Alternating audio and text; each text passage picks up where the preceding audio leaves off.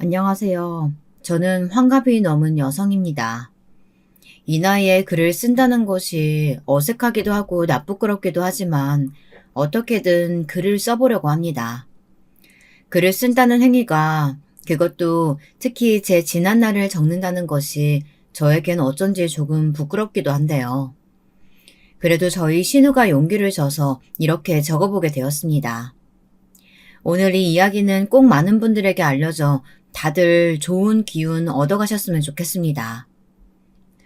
저는 남편에게 21살의 시집와 23세 애를 낳고 환갑의 나이에 이르기까지 참 많이도 당하고 살았습니다. 남들은 어떻게 이런 남편 모시고 사느냐 놀랄 정도였죠. 저희 남편은 시부모님이 가장 사랑하는 장남이었습니다. 장남이라는 타이틀과 더불어 남편이 워낙에 어렸을 때부터 똑똑하고 대학도 잘 갔던지라 시부모님의 대단한 자랑거리셨죠. 그 덕분에 전 시부모님의 잔소리도 많이 듣고 살았습니다. 우리 을사 아들 낚아채 갔으면 네가 남편도 잘 모셔야 하지만 시부모한테도 깍듯하게 해야 되는 거야. 네 동서 봐라. 쟤는 하나를 알려주면 둘 셋을 알잖니. 네가 네 동서보다 인물도 못나고 집안도 후지지만 그래도 내조 하나만큼은 따라가야 하지 않겠냐? 네, 어머님. 무슨 말씀인지 알겠습니다. 그래. 내가 말한 대로 청소는 제때 해야 되고 남편 속옷은 꼭 손빨래하고 너는 굶더라도 아침은 꼭 챙겨야 하는 거야. 아유, 이제 말하기도 지겹다. 알겠니? 네, 어머님. 알겠어요.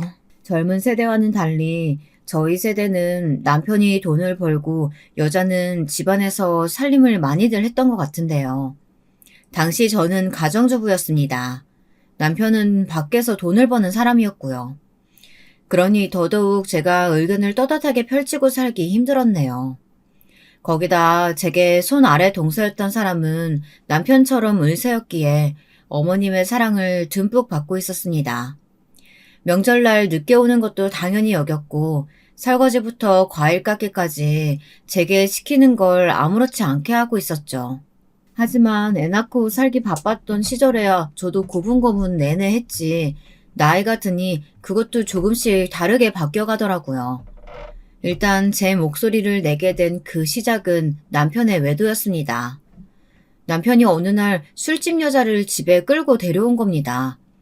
제가 아들을 재우기 위해 동화책을 읽어주고 있었을 때였는데요. 시끄러운 소리에 놀라서 나가보니 남편은 술집 여자와 집안에서 이차를 하고 있었습니다.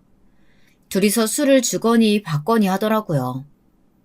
어머, 언니도 와서 한잔해요. 오빠, 저 사람이 오빠 와이프예요? 어머, 실물이 낫네. 언니, 우리 친하게 지내요? 지금 뭐 하는 거예요? 당신 뭐 하는 사람이에요, 도대체? 아니, 어떻게 우리 아들이 있는 집에 대놓고 술집 여자를 들여올 수가 있냐고요. 아, 왜 그래? 당신도 여기 와서 한잔해. 서로 언니 동생하며 친하게 지내면 좋지 뭐. 당신 지금 제정신으로 하는 말이에요? 나 못 살겠어. 당신이랑은 도저히 못 살겠다고요. 지금까지 참은 것만으로도 머리가 터져버릴 것 같아요. 그때 거의 발악하듯 남편에게 그런 말을 하고서는 아들만 업고 친정으로 뛰쳐나갔는데요. 근데 제 인생이 참 기구했던 것이 우리 친정도 제 편이 온전히 되어주지 못했다는 겁니다. 아니, 네가 여기 왜 있냐? 정서방이랑 설마 쫑난 거야? 너 내가 여자는 쉽게 이혼하고 그러면 안 된다고 하지 않았어. 아, 문제가 뭔데 그래? 제가 울며 모든 걸 설명하자 저희 친정엄마는 대수롭지 않은 일로 호들갑을 떤다고 하셨어요. 친정 아버진 고스란히 제 짐을 밖으로 내놓으셨습니다. 아기를 낳은 이상 절대 이혼은 안 된다며 그냥 그대로 살라고 하시더라고요. 왜 이렇게까지 가혹하셨던 건지. 전 아직도 그때의 서러움이 많이 남아있답니다. 남편이 친정엄마에게 한 번씩 주는 용돈이 좋으셨던 건지 이혼은 안 된다고 외치는 친정에 저는 진전머리가 나고 정이 뚝 떨어졌어요. 그래서 어쩔 수 없이 아이와 함께 여관을 전전하게 되었는데요. 이것도 며칠간이 한계가 보이더군요. 결국 어떻게 해야 하나 고민을 하고 있던 때 엄마 쪽 저를 아껴주던 이모네 집에 며칠 가 있게 되었습니다. 어느 날 이모를 통해 신우에게서 연락이 온 거예요. 참고로 우리 신우를 말할 것 같으면 제가 시부모님 등살에 버거워 허덕이고 있을 때 저를 도와준 유일한 사람이었어요. 새언니, 나예요. 언니가 그때 이모님 말씀하셨던 게 기억나서 수첩 뒤져보니까 내가 혹시 몰라 전화번호 받아놓은 게 있더라고요. 새언니, 우리 우선은 좀 만나요. 나 있는 집으로 와요. 아이 지금 많이 혼란스러워할 거 아니에요. 언니도 덜렁 짐도 별로 못 가지고 나와 있느라 힘들 텐데 여기가 그래도 안전할 거예요. 우리 엄마 아빠는 절대 모르게 할게요. 그래도 돼요, 아가씨? 알겠어요. 그럼 나 거기로 바로 갈게요. 이모네 집에서 언제까지고 신세를 질 수는 없었기에 전 그렇게 신우이의 집으로 옮기게 되었답니다. 도착하자마자 신우이는 고생 많았다며 저를 안아주더니 따뜻한 차부터 내어주더라고요. 신우이는 잔뜩 화가 나선 다짜고짜 남편 욕부터 시작했어요. 오빠 그 바람기 정말 알아줘야 한다니까요. 내가 못 살아 정말. 아니 어떻게 술집 여자를 집에 데려올 생각을 해요? 미치겠다 진짜. 동네 창피해서 어디 말도 못하겠네. 새언니, 나는 언니가 오빠 데리고 산다고 했을 때부터 참 걱정 많았어요. 근데 일이 이렇게까지 되었을 줄은 몰랐어요. 진짜 마음 같아선 갈라서라는 소리 100번은 더 하고 싶네요. 그런데 그때 예상치 못한 상황이 펼쳐졌습니다. 신우이가 처음으로 아무도 안 해주었던 남편의 욕을 거침없이 해주는데 주르륵 눈물이 흐르더라고요. 마치 친정 부모님에게조차 외면당했던 상처를 신우이가 안아주는 느낌이었답니다. 저도 모르게 그칠 줄 모르고 흐르는 눈물에 당황스럽기도 하고 민망스럽기도 했지만 신우인 그것마저 가여운지 저를 꼭 껴안아 주더라고요. 울어도 된다고 말해주는 그 다정한 말에 저는 더 서럽게 끄끄 오열했습니다. 다시 한번 말하지만 신우인 어떻게 시부모님 아래에서 저런 사람이 나왔을까 싶을 정도로 따뜻한 심정을 가진 사람이었어요. 처음 볼 때부터 그랬죠. 시부모님이 어디서 저런 걸 데려왔냐는 막말을 할 때 나서서 그러지 말라고 오빠가 잘난 게 뭐가 그리 많느냐고 뜯어말리고 목소리를 높여준 유일한 사람이었거든요. 제게는 몇 없는 든든한 뒷배와 다름없었답니다. 사실 신우이 역시 시부모님에게 차별 아닌 차별을 당해왔었는데요. 남편이 장남이란 이유로 시부모님의 모든 지원과 사랑이 남편에게 향했었다고 합니다. 두 번째는 차남인 서방님이었고 막내인 신우이는 찬밥 신세였다고요. 그 때문에 좋아하던 미술 공부도 하지 못하고 서러운 어린 시절을 보내야 했었다고 합니다. 새언니, 내가 말했죠? 우리 집에서 나도 말 못하게 서럽게 산 거. 나도 그거 다 늘어놓으려면 할 말 많죠. 근데 정말 오빠는 언니한테 너무한 것 같아요. 남자란 이유로 오냐오냐 집안에서 떠받들어 키워서 그냥 자기가 제일 잘난 줄 알고 남 생각은 하나도 안 하고 어릴 때나 지금이나 아주 소름 끼치게 똑같아요. 언니 마음 많이 상했겠지만 그래도 죽이라도 먹고 힘내요. 푹 자고 마음 편히 가져요. 난 언니가 무슨 결정을 하든 찬성이니까요. 신우이는 제게 이혼을 한다고 해도 말리지 않겠다고 했어요. 자신도 자신의 오빠랑은 못 살 것 같다면서요. 어찌됐든 저는 신우이의 극진한 대접과 위로를 받으며 그나마 그곳에 가서 며칠 몸도 녹이고 그러고 있었습니다. 그런데 신우이 집에 갑자기 시어머니가 들이닥치면서 그 안온함도 깨지고 말았답니다. 너 내가 이럴 줄 알았다. 아이고 지 새끼가 어디로 숨었나 했더니 여기로 숨어 있었네. 너 이렇게 애 들고 내삐면 우리가 겁이라도 먹을 줄 알았니? 내 아들 밥도 안 주고 며칠 내내 뭐하는 짓거리야? 그것도 네 시누이 집에서. 부끄럽지도 않냐? 어머님. 어머님이랑 소리 집어치우고 당장 짐 싸. 엄마 그만 좀 해요. 언니가 생각이 있겠지. 그리고 오빠가 한 짓도 만만치 않더만. 그건 왜 말도 안 꺼내는 건데요. 엄마가 그렇게 자꾸 오빠 오냐오냐 감싸니까 저 모양 됐지. 넌 가만히 있어. 어디 하늘 같은 네 오빠를 나무라려고 드니? 그리고 넌 네 신우애까지 흘려가지고 아주 같은 편 만들고 못된 짓 하려다 본데, 가진 거 없고 머리에 든 거 없으면 심성이라도 곱기라도 해야지. 어디서 이런 못된 것만 처먹어가지고 이 난리야. 당장 짐 안 싸? 엄마, 그거 인격 모독이에요. 정작 못된 말하는 건 엄마라고. 신우이는 안달난 얼굴이었고 붉게 상기된 얼굴로 시어머니에게 또 한마디 쏘아붙일 준비를 하고 있었습니다. 늘 그랬듯 제 편을 들어줄 모양이었죠. 그런데 이때 제 입에서도 말이 흘러나왔습니다. 주눅 들고 그저 내내하며 수동적으로 대처했던 과거와는 달리 신우가 있어서 그랬는지 갑자기 용기가 솟더라고요. 그간 당해왔던 시집살이에 별것도 아닌 걸로 잡는 온갖 트집과 구박, 명절날 새벽에 오지 않았던 이유 하나만으로 3시간 동안이나 무릎을 꿇고 있어야 했던 것. 세세한 기억들이 하나하나 떠오르자 이혼을 하는 한이 있더라도 말해야겠다는 생각이 들었습니다. 입에 꿀 쳐발랐니? 말을 해봐라. 하기야, 네가 무슨 말을 하겠니? 어머니, 저 이혼하겠습니다. 그이 술집으로 놔두는 것도 모자라서 아예 술집 여자까지 데리고 와서 집에 앉히는데 저는 못 참겠어요. 어머님은 제가 가진 것도 머리에 든 것도 없다고 하시는데 제 눈엔 그 사람이야말로 그래요. 우리 아이가 허구한 날 밖으로 놔두면서 여자나 밝히는 그 사람한테 뭘 배우고 자랄지도 모르겠고요. 네, 욕하시려면 하세요. 근데 어차피 남편에게 이혼 유책 사유 있으니까 전 애 데리고 나가겠습니다. 정말이지 속이 뻥 뚫리는 기분이었습니다. 떨리는 목소리로 내뱉은 의견에 처음으로 속이 뚫리는 황홀함을 느꼈고 뒤에서 신우는 방긋 미소를 지으며 잘하고 있다는 말을 입모양으로 외치고 있었습니다.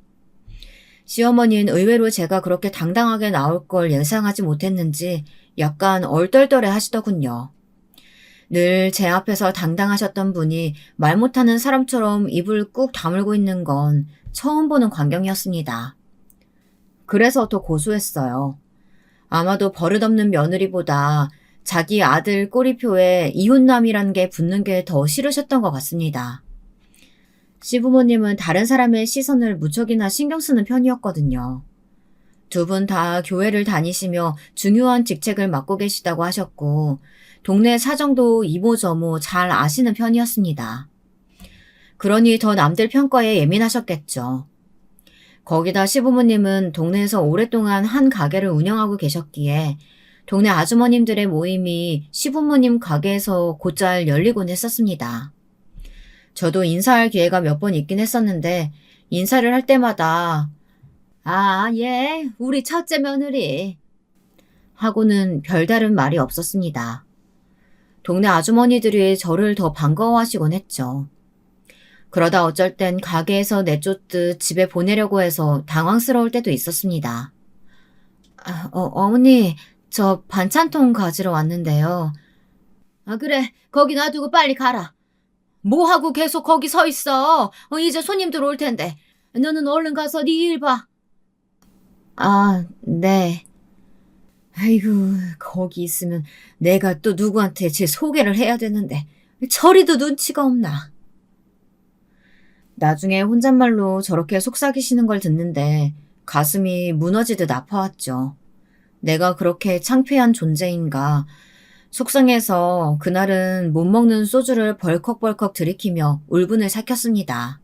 어찌됐든 시어머니에게 시원하게 할 말을 쏟아내고 나니 서러웠던 기억도 생각나며 아주 후련하더라고요. 너 지금 나한테 대드는 거니? 아우 참. 그렇게 시어머니가 이 말씀을 남기고 시누이 집 밖으로 나갔을 땐 저와 시누이 둘 다 누가 먼저랄 것도 없이 방긋 웃었습니다. 그날 이후 시어머니의 시집살이가 줄어들었냐고요? 그랬다면 좋았겠지만 그러진 않았습니다. 다만 잡힌 게 하나 있다면 남편의 바람기였죠. 제가 이혼 이야기까지 입에 올리자 남편도 앞으론 자제하겠다는 듯 말을 하더군요. 남편 역시 자기 애한테만큼은 좋은 아빠로 남고 싶어하는 사람이었기에 한부 물러난 것으로 보였습니다. 그래, 내가 심했어 이번엔. 알았어. 당신 마음 이해해. 내가 우리 준우 생각하면서 이제부터 멋진 아빠 되어보도록 노력할게. 일단은 큰 섬심 쓰듯 저렇게 말하는데 믿어보자 하고 넘겼습니다. 시누이는 제가 그날 시어머니에게 당당히 말했던 것이 기분이 좋았는지 저에게 계속해서 잘했다며 칭찬을 거듭해줬어요. 앞으로도 엄마가 무례하게 굴 때마다 그렇게 나가라면서요. 그러던 어느 날 아이가 커가고 남편이 병원 개업을 하며 정신이 없어졌을 무렵 일이 하나 생기고 말았는데요. 다름 아닌 시아버지께서 암 판정을 받으신 거였습니다. 흡연을 좋아하시던 시아버진 암 판정을 받고선 그 좋아하는 담배를 못 피게 생겼다며 그것부터 걱정하셨는데요. 거기에 제가 살짝 황당함을 느껴 아무 말 못하는 사이 손 아랫동선은 여우처럼 빠르게 치고 들어오더라고요. 아버님, 의사가 집안에 둘이나 있는데 뭐가 걱정이세요? 아버님 진단받으신 암은 많이 진행 안 돼서 금방 나을 수 있어요. 그러니까 걱정하지 마시고 나으실 생각만 하세요. 그나저나 항암 치료 좀 힘드실 텐데. 그건 형님께서 가까이 사시니까 도와드릴 수 있죠? 형님은 집에서 하는 것도 없으시니까 시간도 널널하실 거 아니에요. 비꼬듯 말하는 아랫동서에게 순간 기가 막혀 헛웃음이 나오더라고요. 명절날 일부러 늦어놓고도 미안하다는 소리 한마디 안 하는 거. 생신날 제가 사온 선물을 대놓고 무시하고 면박 주는 것까진 어떻게든 참아보았습니다. 근데 제가 계속 참아주니 저를 이젠 아예 대놓고 만만히 보는 것 같더라고요. 그래, 물론 내가 가까이 살면 그럴 수 있지. 근데 동서는 같은 말이라도 말이 왜 그래? 엄연히 내가 윗사람인데 너무 무례한 거 아니야? 그건 나쁜 말이지, 동서. 제 말에 분위기가 급격히 서늘해졌습니다. 신우이 역시 흡족한 미소를 지었어요. 그리고는 동서가 뭐라고 하기 전 빠르게 덧붙이더군요. 맞아요. 전업주부가 얼마나 하는 일이 많은데 시간이 널널하다뇨. 준우 이번에 중학교 들어가면서 바빠졌다는 소식 못 들었어요? 그리고 그런 생각은 속으로 해야지 밖으로 꺼낼 얘기는 아닌 것 같은데요. 어머, 참나. 둘이 쌍으로 편먹고 뭐 하는 짓이에요? 유치하게. 진짜 꼴값도 적당히 떨어야지. 전업주가 무슨 대단한 직업이라고요. 저기 아가씨. 아가씨도 그러시는 거 아니에요. 아, 여보, 뭐라고 한마디 해봐. 나는, 그만하지. 지금 그게 문제가 아니잖아. 왜 그래, 당신이야말로. 왜 형수님을 무안 주고 그래. 서방님이 자기 편을 들지 않자 더 심술난 동서는 결국 그 자리에서 내내 입술을 삐죽거리다 집으로 돌아갔습니다. 시아버지가 암에 걸린 문제로 회의를 하기 위해 모인 자리였는데 그렇게 삼천포로 빠져버렸던 게 참 황당하네요. 웃긴 건 시어머니와 시아버진 일이 그렇게 되어버린 것을 다 제 탓으로 돌렸다는 겁니다. 사람 많은 데서 아랫동서 면박 줘야 네가 속이 편하지? 넌 심보가 못돼 처먹었다. 너보다 더 배운 사람이면 존경심을 갖추진 못할 망정. 그러니까 네가 그 수준인 거야. 어머니, 이게 왜 제 탓인가요? 너 때문에 자리가 엉망되었으니까 너 탓이지.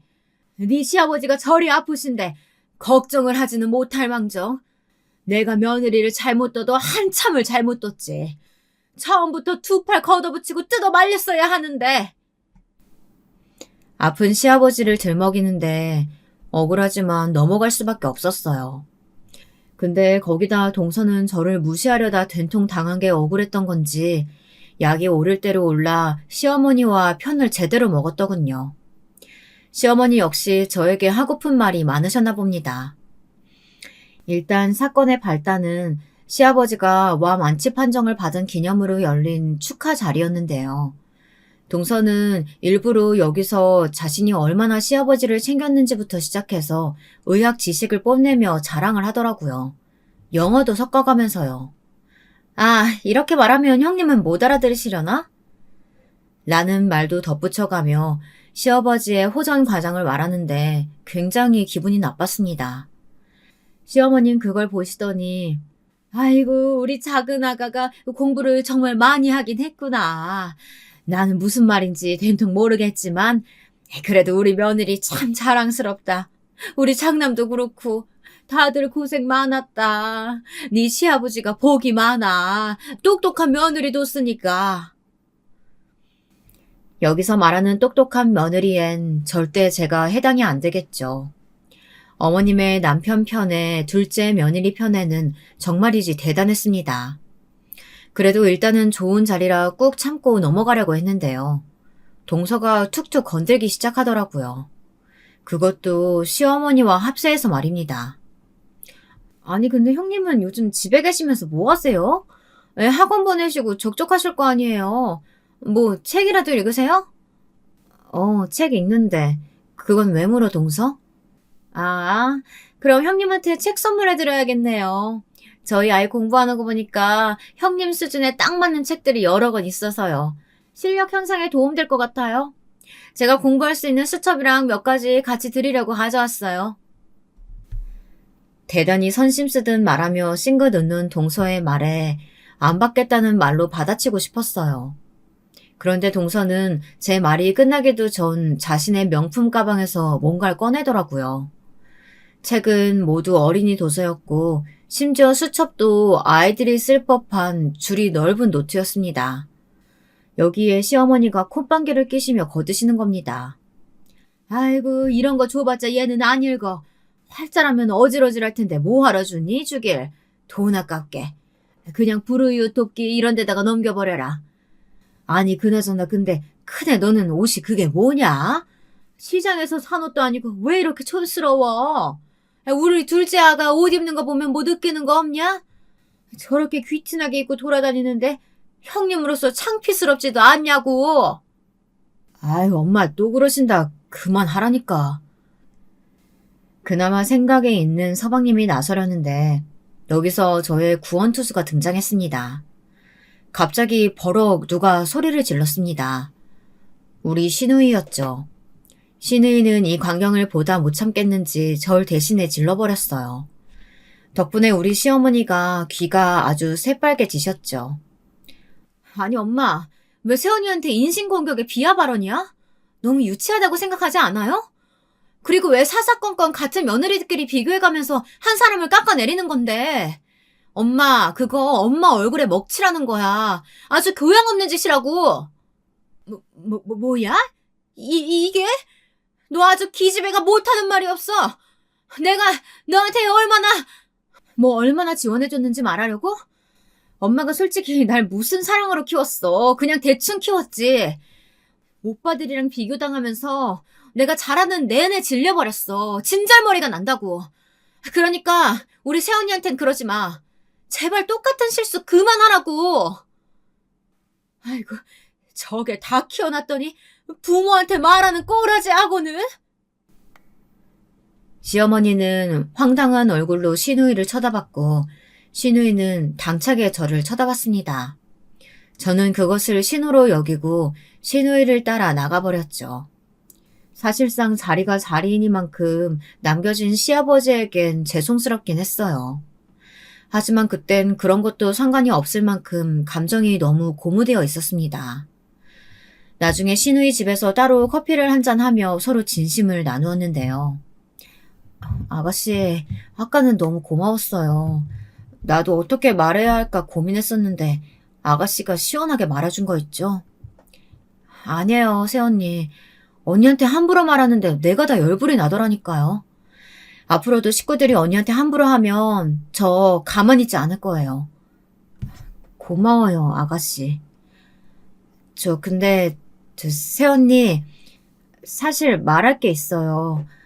아까 식구들 앞에서 말하려고 했었는데 갑자기 일이 터지는 바람에 말 못했어요. 사실 만나는 남자가 있는데 결혼을 하고 싶어요. 언니가 먼저 봐줄 수 있어요? 놀랍게도 시누이에겐 만나는 남자가 있더라고요.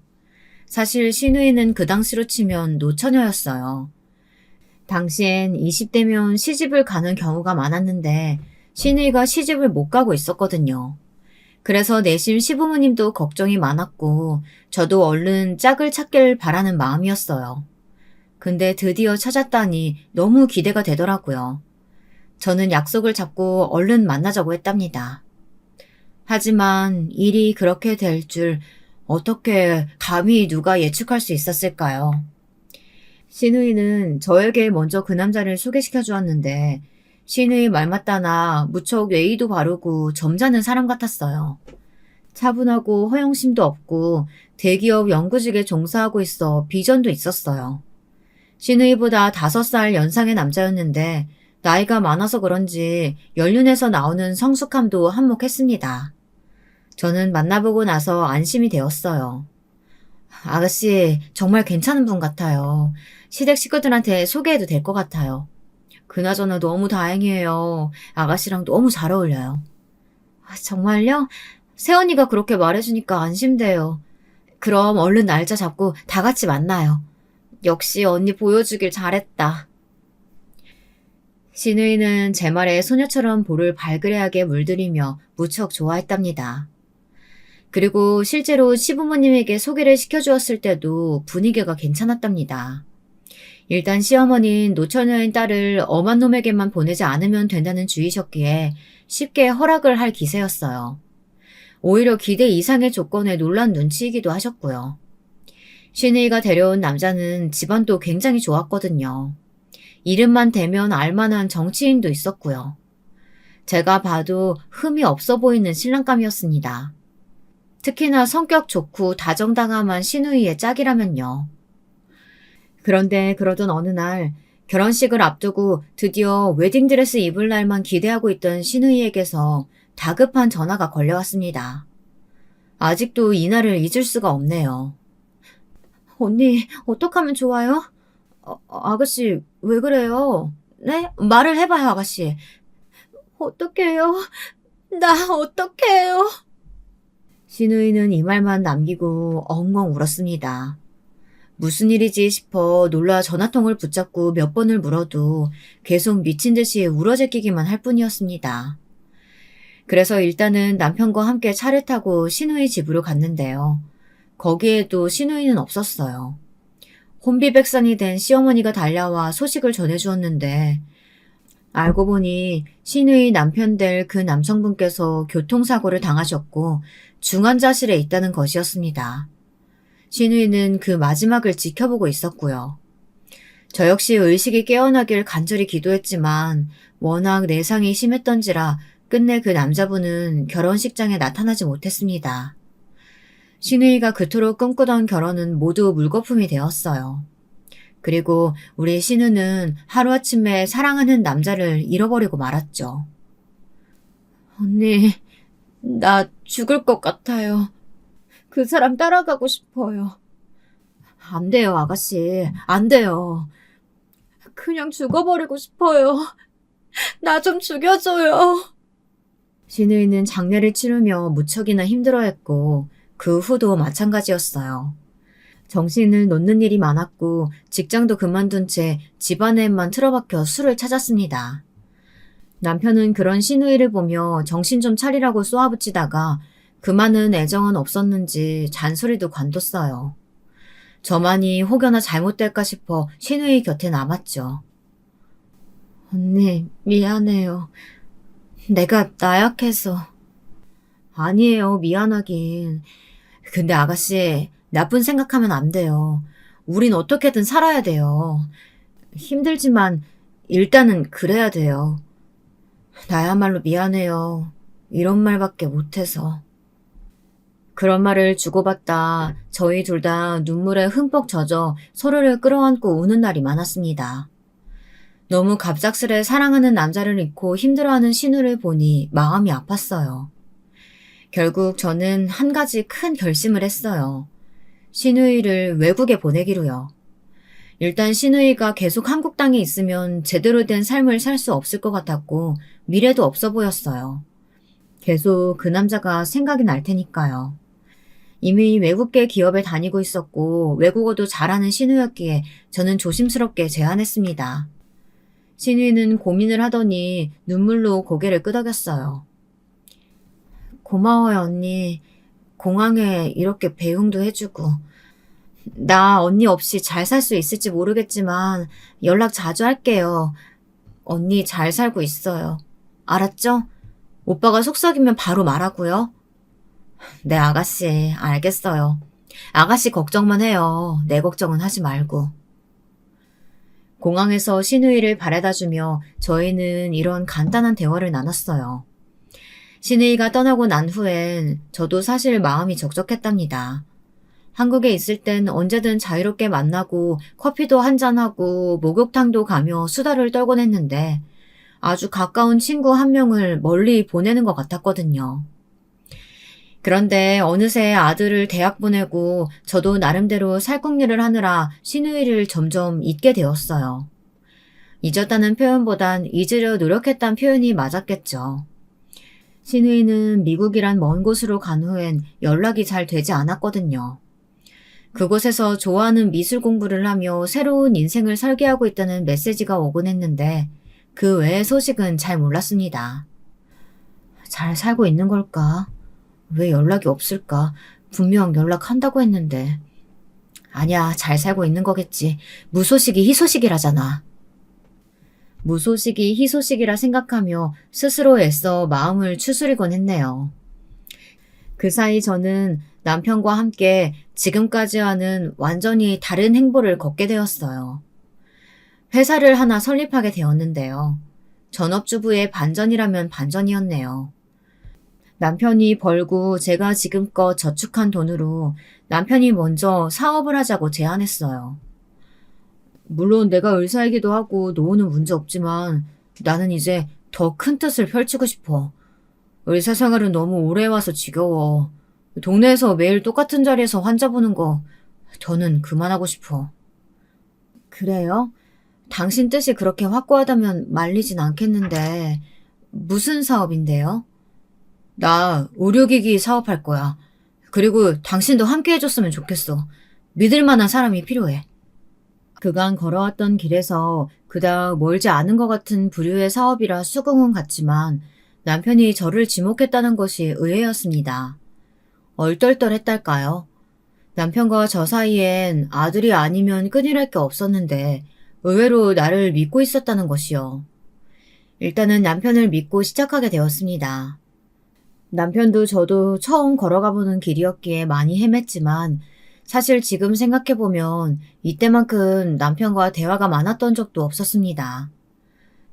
저희는 함께 사업을 하며 겪을 수 있는 모든 고초들을 같이 겪고 같이 넘어갔죠. 그리고 한 가지 변화도 있었습니다. 참 신기하다.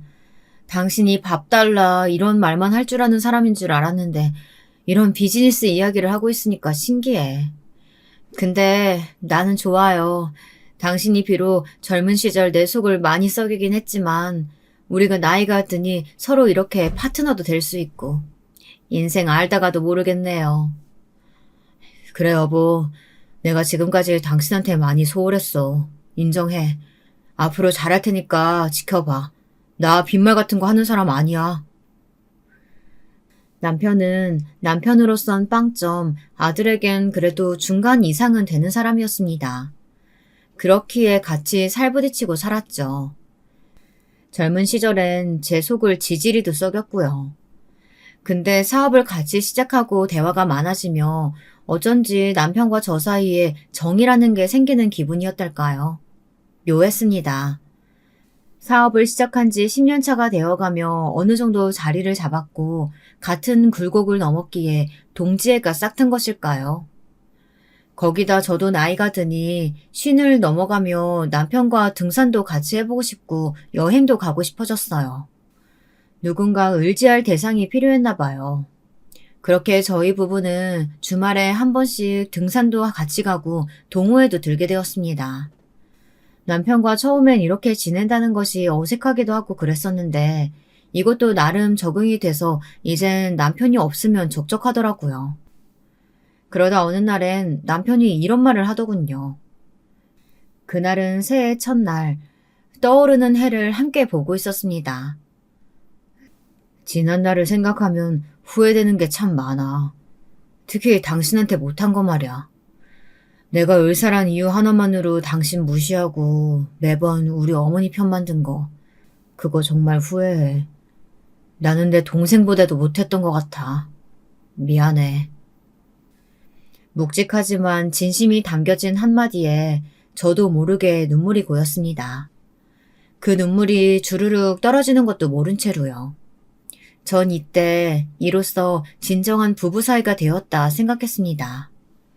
그런데 말이죠. 인생은 참 반전의 반전, 드라마보다 더한 것이 인생이더라고요. 남편의 사업이 안전궤도에 완전히 들어섰다고 생각했을 때 생각지도 못한 투자 실패로 망한 것입니다.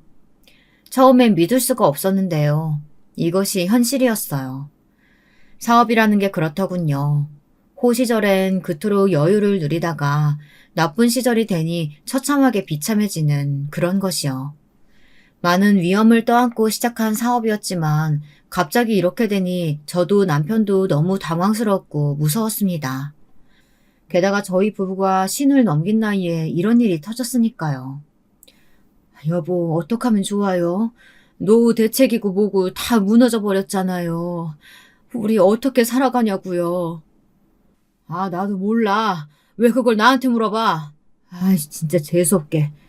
가서 술이나 사와. 여기서 징징거리지 말고. 듣기 싫어 죽겠으니까. 뭐라고요? 당신은 지금 그런 말이 나와요?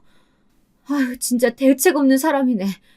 당신, 이 상황이면 당신도 발벗고 나서서 뭐라도 할 생각을 해야죠. 하긴 뭐래, 어차피 망했는데. 이왕 망한 거 그냥 이렇게 살다 뒤지는 수밖에 없다고. 속상한 마음은 이해하지만 정도가 지나쳤어요. 남편은 의사였고 의사로서 일을 할 수도 있었지만 술독에만 빠져 지냈습니다. 속이 바짝바짝 타들어갔습니다. 매일 절망의 연속이었어요. 할 수만 있다면 저도 매일 술만 마시고 정신을 잃고 싶은 심정이었답니다. 하지만 이때 너무도 다행스럽게 위기를 극복하게 해준 건 바로 저희 아들이었어요. 언제 어른이 된 건지 아들이 나서서 하나하나 사업을 정리해 나가더라고요. 엄마, 내가 처리할 수 있는 건 다 해놓을 테니까 일단은 좀 쉬고 계세요. 아버지도 많이 힘들어 보여요. 아들은 다행히 경영학을 전공하고 자기 회사를 꾸려나갔던 것을 바탕으로 저와 남편의 회사를 차분히 정리해 나갔어요. 그러더니 몇 달 후엔 자기가 한번 어떻게든 살려보겠다는 의지를 밝혀오더라고요. 아니, 어떻게 하겠다는 거야. 얘야, 그러지 마라. 우린 지금 이 빚도 감당하기 어려워. 엄마, 자신이 있어서 말씀드리는 거예요. 저 믿어보세요. 아들의 말엔 확신이 가득 차 있었습니다. 총명하게 반짝거리는 아들의 눈빛을 보니 저도 모르게 스르르 몸에 힘이 풀렸죠. 그때까지도 남편은 집안 돌아가는 꼴에 관심도 없었습니다. 아들이 뭘 하고 있는지도 몰랐어요. 그리고 몇 년 후 어떤 결과로 돌아왔는지 들으신다면 깜짝 놀라실 겁니다. 아들이 저와 남편이 일군 회사를 전성기였을 때보다 더 큰 좋은 회사로 돌려놓은 것이었어요. 세상에, 어떻게 이런 일이 있다니? 나는 믿을 수가 없구나. 회사 로비에서 엉엉 우는 저를 다 큰 아들이 힘껏 껴안아 주었습니다. 그리고 남편 역시 정신이 돌아와서는 미안했다며 중얼거리더군요. 초라한 노인의 모양새가 되어 그러는데 우리 아들은 남편의 무책임했던 행동도 용서해 주었답니다. 그런데 이때부터 남편의 주접이 시작되었어요. 남편이 갑자기 아들에게 용돈을 요구하고 나서는 겁니다. 회사가 잘 굴러가는 것 같고 자기도 이제 살 것 같으니 사치를 부리고 싶었던 모양이에요. 너도 알다시피 부모가 나이 들면 자식이 어느 정도 경제적인 부분을 지원해줘야 하는 거야. 알지? 내가 많이 바라진 않는다. 한 달에 300 정도면 충분할 것 같구나. 어머나 세상에, 이 양반이 미쳤나? 아니다. 잘못 들은 걸로 해라. 무슨 말이에요? 그게 300이라니. 우리의 그 망해가던 회사 살리고 길거리에 나 앉을 뻔했던 우리 데리고 사라졌던 거 곳에 다 잊은 거예요? 그러니까 당신은 참 문제야.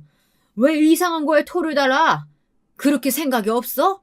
가방끈이 짧으면 머리라도 잘 굴리든가 눈치라도 있어야지. 아휴. 남편은 기어코 자식이 부모를 보필하는 게 당연한 거라며 300을 요구하고 나섰어요. 안 주면 마치 길바닥에서 잠이라도 잘 것처럼요. 기가 찼죠. 제 아들과 며느리가 길거리에 나앉을 뻔한 저희를 구해주고 그렇게 다정스레 대해줬던 걸 저리 갚다니. 너무 민망스러워서 며느리 얼굴을 쳐다볼 수도 없었습니다. 여기서 끝난 것도 아니었어요. 제가 아들에게 결단코 용돈을 주지 말라고 하자 남편은 손찌검을 시작했습니다. 처음엔 물건을 던지는 것으로 시작했는데 어느 날부턴가 그 물건이 점점 제 쪽으로 향하기 시작하더라고요. 무서웠습니다. 이 나이가 되어 맞고 사는 여자가 될 줄 어떻게 알았겠나요? 당신 그만 못해요? 한 번만 더 때리면 경찰에 신고할 거예요. 어디 이따위 짓거리를 하고 있어요? 입 닥쳐! 더 맞기 싫으면! 나중에는 이웃들에게서 민원 신고가 들어와 남편이 조금 잠잠해지긴 했지만 그때부터 제 마음에 우울이 흘러 들어온 것 같아요. 정신과를 다니며 약을 복용한 것도 그때쯤이었습니다. 그리고 이 시기에 아무에게나 제 이야기를 털어놓고 싶어 시누이에게 편지를 보내곤 했었는데요. 잠깐 시누이가 한국에 들어왔을 때 받은 미국 주소지로요. 아주 가끔씩은 연락을 하고 있었는데 그 횟수가 많지 않았음에도 이상하게 한때의 깊은 정을 나눈 사이라 그런지 힘든 일이 터지니 신우가 가장 먼저 생각났습니다. 그리고 시누이는 아주 다정하게 그 편지에 일일이 답장을 해주며 제 한탄을 들어주고 있었죠. 그리고 그러던 어느 날 한평생 동서와 시어머니에게 구박을 받으면서도 한 귀로 듣고 흘리며 견뎌왔던 제가, 남편을 견디었던 제가 이날을 계기로 스스로 생을 놓기 위해 한강 다리로 향하며 결심했습니다. 다신 살아 돌아오지 않겠다고요. 무슨 일인지 궁금하시죠? 어느 날 남편이 잔뜩 술에 취해 한 여자를 데리고 들어오더라고요. 가슴이 움푹 패어진 옷에 저희 아들보다 어린 여자였는데 딱 봐도 술집 접대부였습니다. 근데 그 여자와 시시덕거리며 거실을 차지하고 앉아선 이런 말을 짓거리더라고요. 언니도 와서 한잔해요. 오빠, 저 사람이 오빠 와이프예요? 어머, 실물이 남네. 언니, 우리 친하게 지내요. 지금 뭐 하는... 아, 왜 그래? 당신도 여기 와서 한잔해. 서로 언니 동생 하며 친하게 지내면 좋잖아. 왜? 불만 있어? 불만 있으면 가서 네 아들한테 나 용돈이나 더 달라고 하던가. 여러분도 이 말들 혹시 익숙하신가요? 네, 바로 몇십 년 전 우리 아들이 아주 어렸을 때 남편이 술집 여자애를 끌고 들어와 했던 대화와 아주 똑같았습니다. 아들에게 동화책을 읽어주고 있었을 때 그런 말을 하며 저를 농락하더니 지금도 마찬가지더군요. 제가 차라리 남편 머리에 술병을 깨뜨리던지 무언가를 했다면 다행이었었겠죠. 근데 우울증에 미쳐 돌아가고 있을 때라 그런지 나약한 마음이 생기더라고요. 제 처지가 너무도 서럽고 비참했습니다. 젊은 날의 저와 늙은 날의 저는 달라진 게 하나도 없었어요. 그때와 지금 모두 제 인생은 비참하고 더 이상 살 가치를 찾을 수 없는 삶이었습니다. 저는 그대로 뒤를 돌아 한강다리로 향했어요. 더는 다른 걸 생각할 겨를이 없었습니다. 정처 없이 눈물을 줄줄 흘리며 찬바람을 맞으며 지난 인생을 정리했어요. 좋은 것 하나 없었던 내 인생, 아들만이 그나마 지지가 되어주었던 내 가련한 인생. 제가 그날 온갖 상념을 주절거리고 있을 때 뒤에서 누군가의 목소리가 들려왔습니다. 처음엔 그 목소리를 구별조차 하지 못했어요. 제 앞에 놓인 한강다리만 보였죠. 그곳에 올라서서 몸을 던지면 모든 게 끝나는 것이었습니다. 저는 천천히 다리 위로 올라섰습니다. 근데 참 놀라운 것이 이날 제 운명을 뒤바꿀 일이 일어났다는 거예요. 새언니, 새언니! 누군가 제 손을 확 낚아채더니 아래로 저를 끌어내렸습니다. 저를 새언니라고 부를 만한 사람, 다름 아닌 시누이, 저희 아가씨였죠. 실로 몇 년 만에, 아니 10년 이상 보지 못했던 아가씨였습니다. 아가씨는 다급히 저를 껴안으며 엉엉 울음을 토해냈어요. 당시 아가씨는 제가 어떻게 될까봐 너무 걱정되어 온갖 생각을 다 하고 있었답니다. 언니 보러 집에 갔는데 글쎄 그 난장판이 벌어지고 있는 거예요. 내가 여기로 왔으니 다행이지. 하늘이 도왔어요. 하늘이 도왔어. 그날 일은 다시 생각해도 하늘이 도왔다고 밖에 생각되지 않습니다. 그게 아니라면 어떻게 시누이가 이 넓은 땅에서 절 찾아낼 수 있었을까요? 제가 편지에 가끔씩 한강 다리에서 죽고 싶다는 말을 쓰곤 했는데 그 말이 떠올라서 온 거라는데 설사 우연이라고 해도 운명처럼 느껴졌습니다. 그리고 시누이는 결연한 눈빛으로 결정적인 말을 하는데 그 말이 제게 커다란 용기가 되었습니다. 언니, 죽지 말고 같이 복수해요. 내가 그 못된 놈, 내가 아작내줄게요. 아가씨, 언니, 나만 믿어요. 나 이제 그럴 만한 능력도 되고 오빠 같은 망나니가 언니 해치는 거 더는 못 봐주겠어요. 그러니까 막지 마요.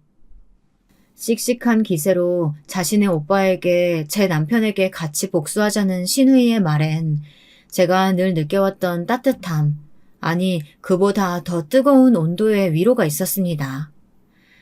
그제야 저도 이제 피해자에서 벗어날 때가 왔다는 것을, 제가 제 인생을 바꿀 힘이 있다는 것을 깨달았지요.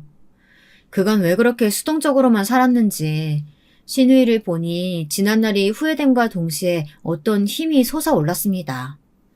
저와 시누이는 일단 호텔에 머무르며 어떻게 할까 생각해 보았습니다.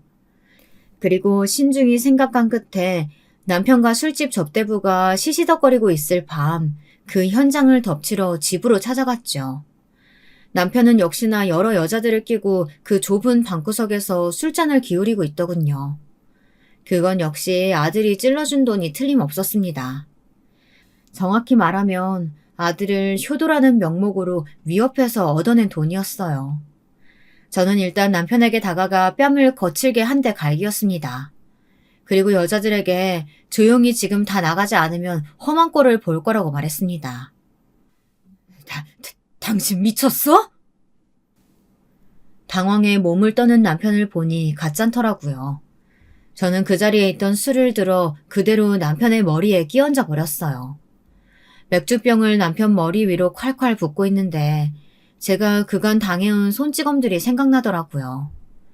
더 분을 참을 수 없어 절 제지하려는 남편의 손목을 잡고는 음식들도 마저 다 쏟아 부어버렸습니다. 사실 저도 제가 이런 힘이 있을 거라고는 몰랐었는데요. 가능하더라고요. 물리적으로 약하지도 않았는데 막고 있을 이유가 하등 없었던 것이었어요. 그동안 시누이는 빙긋 웃으며 그 뒤에서 조용히 지켜만 보고 있었습니다. 당신 죽고 싶어? 미쳤냐? 아니 예편이가 힘은 또 왜 이렇게 세? 소를 삶아먹었나? 뒤지고 싶지? 야, 너 거기서 쳐다보고만 있지 말고 네 미친 새언니 좀 말려봐! 오빠, 내가 왜 말려? 이게 다 오빠 업보야. 오빠 때문에 새언니가 그간 얼마나 힘들었는지 알아?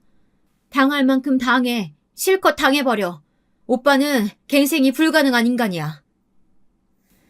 시누이는 남편이 물건을 던지려 하자 그것을 몸으로 막아주었어요. 나중에 뒤따라 나온 시누이의 아들이 또 도움을 주었습니다. 남편은 경찰에 신고하겠다며 부들부들 거리더군요. 자신이 했던 짓은 생각도 못하고요.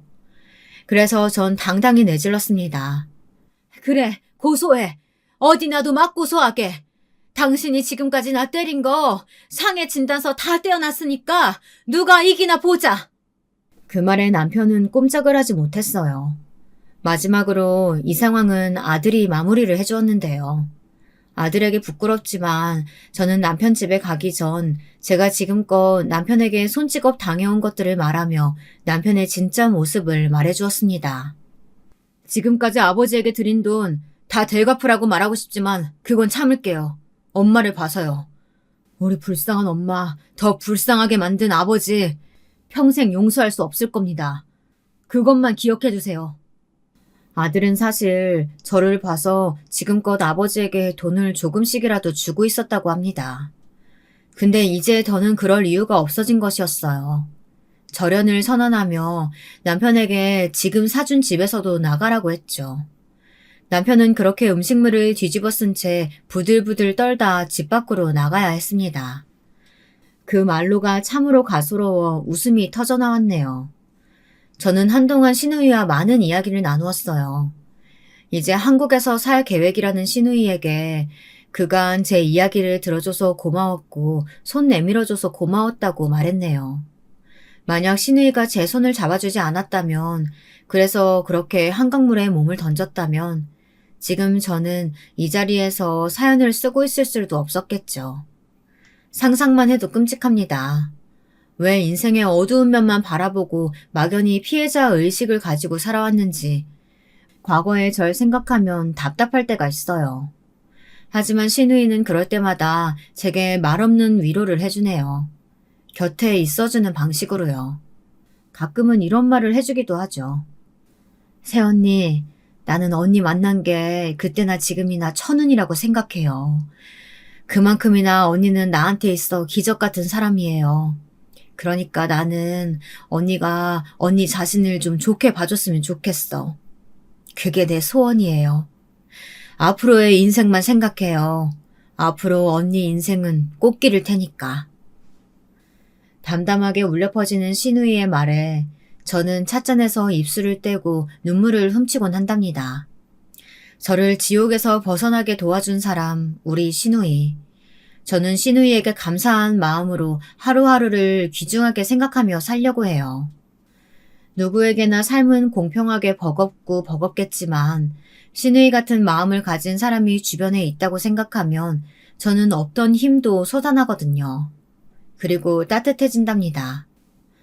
아마 그런 마음이 있기에 우리는 힘든 현실 속에서도 희망을 찾고 다시 일어설 힘도 얻을 수 있는 거 아닐까 싶어요. 자신을 일으킬 힘까지도요. 부끄럽지만 여기까지가 제 사연이었답니다. 한 여자가 죽음을 선택했다 다시 되돌아오는 이야기. 쓰기에 많이 망설여졌지만 막상 쓰고 나니 후회가 없네요. 여러분 모두 자신을 소중히 생각하는 하루를 보내시길 진심으로 바라겠습니다. 그럼 여기서 사연 마칠게요.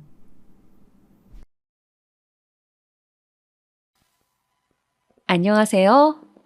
어디서부터 이야기를 써내려가야 할지 모르겠네요.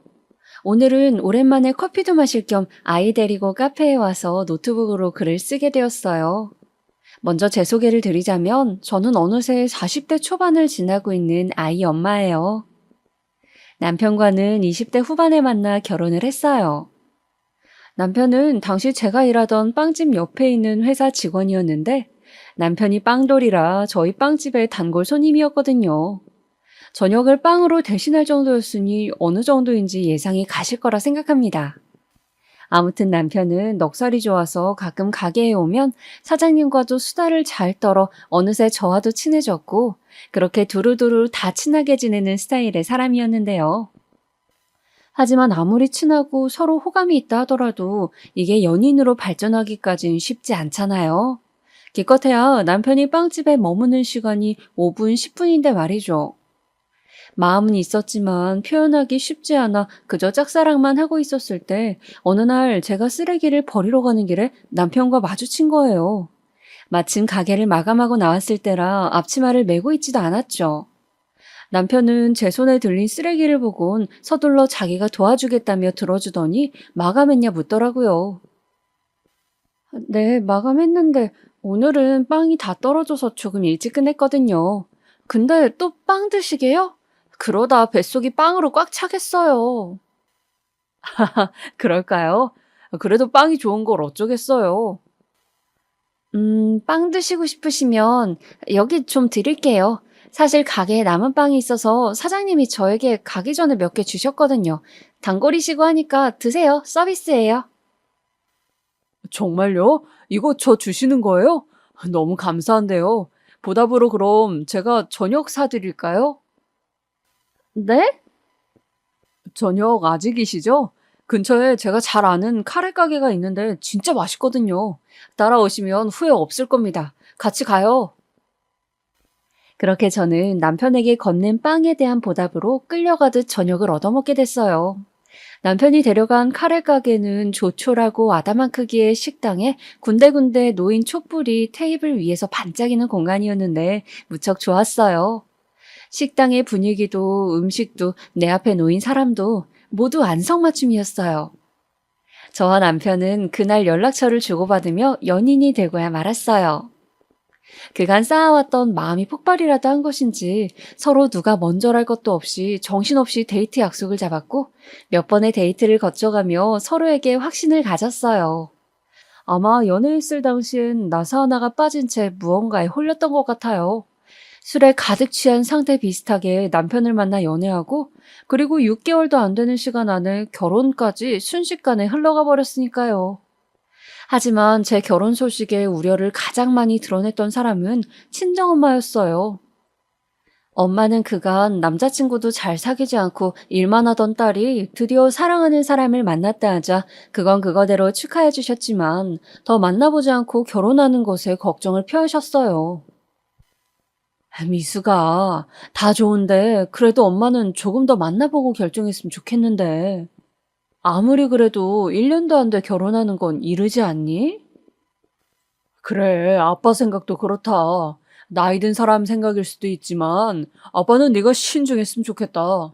그 사람이 별로라는 게 아니고 만나다 보면 안 맞는 부분도 있을 수 있는데 부부가 되어 그걸 하나하나 맞추려 하다 보면 네가 힘들어질 수도 있어. 연인일 때야 헤어지면 그만이지만 결혼은 선택지가 이혼밖에 없으니까. 아마 그때 엄마와 아빠가 절 말려주신 게 어떻게 보면 하늘을 계시라고도 할 수 있겠네요. 하늘이 제 앞에 펼쳐질 고난을 미리 알고 말리려는 계시 말입니다. 저와 남편이 굉장히 다른 사람이라는 건 사실 결혼 전에도 알 수 있는 징조가 한 번 있었어요. 저는 조촐한 결혼식을 하길 바랐는데 남편은 무리하게 돈을 다 털어서라도 크고 성대하게 치르고 싶다 하더라고요. 물론 결혼식이 일생에 한 번에 있는 거니 저도 뭐 돈 들여 화려하게 하면 좋죠. 근데 저나 남편이나 모은 돈이 크지 않은데 그걸 다 털어가면서 결혼식을 해야 한다는 남편의 주장은 이해가 안 되었어요. 저기 오빠, 오빠가 말하는 결혼식 좋은데 이 예식장은 너무 비싸지 않아? 얼마 정도는 저축해야 생활비로도 쓸 텐데 이 예산이면 우리 생활비가 부족해져. 아니, 미수가 무슨 생활비 걱정을 해. 오빠가 회사 다니고 있고, 너도 어차피 아이 낳을 때까지는 계속 돈 벌 건데, 두 사람이 사지 멀쩡하고 꼬박꼬박 월급 들어오는데 무슨 걱정이야? 너 나 못 믿어? 내가 설마 뭐 결혼하면 돈 안 벌고 집에서 쉴까 봐.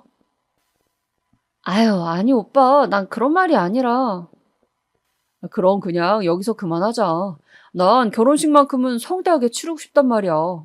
사람들이 보는 시선도 있는데 여기 내 동창들도 다 와. 그중엔 의사 된 놈도 있고 회사 창업에 성공한 놈도 있어. 근데 그런 놈들 앞에서 까오죽고 싶지 않아. 미숙이 너도 여자로서 한 번 있는 결혼식인데 비싼 웨딩드레스 입고 좋은 데서 하면 좋잖아. 결국 이건 남편에게 져줬어요. 정말 져줬단 표현이 맞을 겁니다. 끝까지 우기려면 우길 수도 있었고 싸울 수도 있었지만 남편과 결혼 전부터 갈등을 만들고 싶지 않았거든요. 또 이런 생각도 있었어요. 저희 친정이 가난했기 때문에 남편이 해오는 돈에 비하면 작게 혼수만 해갈 예정이라 눈치가 보였는데 결혼식마저 크게 해버리면 그만큼 지출 비용이 크니 걱정이 되더라고요. 그때는 아직 시부모님과 안면도 많이 익히지 않았을 때였으니 시부모님 입장에서 어떻게 생각하실지도 염려되었고요. 근데 의외로 저희가 결혼식을 크게 한다 하니 좋아하시더군요. 그래, 잘 생각했다. 내 아들 결혼식인데 우리 집안 체면도 있고 그 정도는 되어야지. 맞아요, 엄마. 그쵸? 미숙이는 비용 많이 들어간다고 벌써부터 걱정이야. 아이고, 그러지 말아라. 우리 집안 그렇게 통 작은 집안 아니다. 너가 정식으로 우리 집 식구가 되면 알겠지만 우리 집은 다른 집이랑은 달라. 수준부터가 다르지. 이런 말씀을 하시며 시부모님은 제게 비용에 대한 부담은 갖지 말라 하셨어요. 어차피 남편 결혼 자금으로 모아놓은 돈이 있다면서요. 그런데 거기까지만 말씀하시면 되지. 이런 말을 덧붙이더라고요. 내가 널 며느리로 받아준 것도 참 감사할 일이야. 그지? 네? 알고나 있으라고 하는 말이야. 농사하는 집은 원래 내 후보에도 없었다. 사자 며느리이거나 그도 아니면 재산이 우리 집 수준이랑은 비슷해야 했지. 그래도 네 시아버지가 널 받아주라 했다. 집안이 중요한 게 아니고 애 인성이 중요하다고. 들어보니 그건 또 맞는 말 같아서 허락한 거다. 내가 또 아무리 잘났다 해도 고분고분하지 않는 며느리는 못 드리거든. 시댁은 잘 사는 편이었어요. 시아버지께서 젊었을 적 사업을 하셨는데 사업이 잘 돼서 집도 여러 채 사놓으시고 그러셨거든요. 남편은 덕분에 굉장히 유복한 어린 시절을 누리며 자랐다고 하더라고요. 흔히 잡지에 나올 법한 정원 딸린 거대한 전원주택 있잖아요. 남편은 그런 집에서 자랐다고 하더라고요. 저와는 완전히 정반대의 어린 시절이었죠. 저는 부모님이 동네에서 슈퍼 하나를 사셨는데 정말 말 그대로 동네 슈퍼라 늘 밥만 굶지 않을 정도의 생활만 유지하며 살았거든요. 그러다 동네에 대형마트가 생기면서 저희 집 슈퍼가 망하는 일이 생겼어요. 그러면서 집안 사정이 확 기울었고 그때부턴 고등학생이지만 아르바이트를 하며 지내야 했어요. 부모님에게 짐이 될까봐 대학도 가지 않았고요. 그런데 제 사정도 모르시는 시어머니가 굳이 저렇게 말하실 필요가 있을까요? 기분이 너무 나빠 결혼식을 목전에 두고도 취소하고 싶어지더라고요. 그래서 표정 관리가 안 된 채로 앉아 있는데 거기서 시누이와 남편이 시어머니를 말리고 들었죠. 아유, 엄마, 말이 왜 그래? 그만하고 밥이나 먹으러 가자. 하여튼 엄마는 나중에 아빠한테 한 소리 들으려고 이러지? 내가 다 이른다? 시어머니와는 다르게 시누이와 시아버지는 사람이 괜찮았어요. 한 집안 식구라는 게 가끔은 믿을 수 없을 정도로 말이죠. 그날도 제가 뾰루퉁한 표정으로 가니 아가씨가 전화가 와서 대신 미안하다고 사과를 하더라고요. 그래서 그때는 어찌저찌 기분을 풀었던 것 같아요. 사실 시어머니가 어쩌다 하는 저런 막말은 흘려들으면 되었어요. 문제는 남편이었어요. 아까 남편이 유복한 환경에서 자랐다고 말씀드렸는데요. 사람이 그런 환경에서 계속 지내다 보면 그 환경을 유지해야 한다는 말이 있잖아요. 결혼 전엔 집안일엔 손 까딱 안 하고 살았던 사람인지라 결혼 후엔 좀처럼 참을성이 없는 모습을 보이곤 했어요. 결혼한 지 얼마 되지 않아 생긴 일이었는데요. 제가 직장에 갔다 와 깜빡 잠이 들어 밥을 늦게 차린 적이 있었어요. 근데 남편이 퇴근하고 집에 돌아오자마자 밥이 안 차려져 있다고 투정을 부리는 거예요. 여보, 왜 저녁이 없어? 내가 김치찌개 먹고 싶다고 했잖아. 미안해. 나 침대에 잠깐 눕는다는 게 잠들었나 봐. 금방 해줄게. 데피기만 하면 돼. 야, 아니 배고파 죽겠는데 이런 거 시간 맞춰 해놓으면 어디가 덧나냐? 못 해놨으면 미리 전화라도 하든가 먹고 들어오게. 그 정도 배려도 없냐? 아니 이럴 거면 너 거기 빵집 관둬. 안 다녀도 돼. 내 월급으로도 우리 살아. 여보, 무슨 말이 그래. 잠깐 잠든 거 가지고 꼭 이렇게 야박하게 굴어야겠어? 야박? 야박은 무슨? 왜 사람을 쪼잔한 놈 만드냐? 투정도 아니고 거의 온갖 짜증과 분노를 저에게 쏟아내더라고요. 저도 일하는 사람이니 압니다. 회사에서 갖은 스트레스 받고 오면 가족에게 풀 때도 있죠. 근데 이런 식으로 그 정도가 지나치게 말을 하니 기분이 팍 상하더라고요. 아무리 그래도 제 직장을 가지고 그렇게 말하는 법이 어디 있나요? 마치 자기 일하는 것만 대단하다는 식으로 이야기하는데 정말 화가 나더라고요. 그래서 그날은 남편과 결국 대판 싸우고 잠에 들었습니다. 그런데 이게 하루로 끝날 일이 아니더라고요. 남편은 이후에도 제게 밥이 안 차려져 있으면 짜증을 내었고 주말에 청소만 같이 하자고 해도 피곤하다며 화를 냈어요. 언젠가는 저도 너무 화가 나 윽박을 질렀는데도 못 들은 척 이불 속에서 꼼짝도 안 하더라고요. 그리고 제가 청소를 시작하면 자기는 침대 위에서 음식을 다 흘리며 주섬주섬 밥을 먹는데 그 꼬락서니가 너무 보기 싫었네요.